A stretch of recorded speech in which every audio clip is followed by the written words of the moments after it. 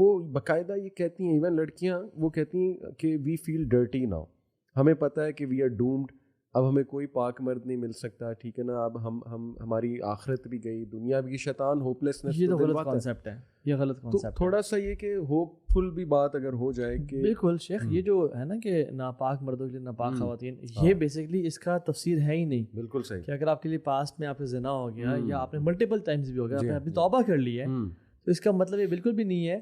یہ بیسکلی اس کا تفسیر بالکل ڈفرینٹ ہے، اس کی ڈیٹیلز بھی نہیں جا رہے، کلمات کی بات، یہ کلمات کی بات ہے بیسکلی. ٹھیک ہے، تو آپ کو پاک مرد مل سکتا ہے، بالکل مل سکتا ہے. صحیح. آپ کافر تو نہیں تھی نا.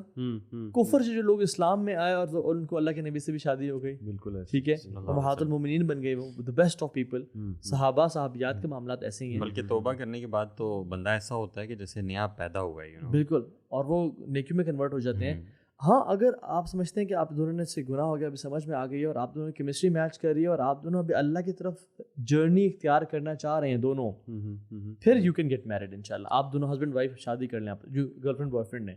بٹ اگر ایک بھی اللہ کی طرف جانا چاہ رہا ہے اور دوسرا ریٹیلیٹ کر رہا ہے کہ میں نے نہیں جانا، لگے یار نماز کی، آپ تم مولوی تو نہیں ہو گئے نا، تو پھر I would not suggest to get married to that girl friend اور بوائے فرینڈ، بیکاز وہ پھر اللہ کی طرف جانے میں آپ کے لیے بہت مشکل پیدا کرے گا. مجھے ایک واقعہ یاد آیا آپ کی بات سے، حضرت عمر کے دور میں صحیح واقعہ ہے. ایک شخص ہے حضرت عمر کے پاس، اس نے کہا میری بیٹی سے زنا مرتکب ہوا تھا، تو اب میں اس کا رشتہ کہیں کر رہا ہوں، تو should I tell the family یا ٹیل دا گائے؟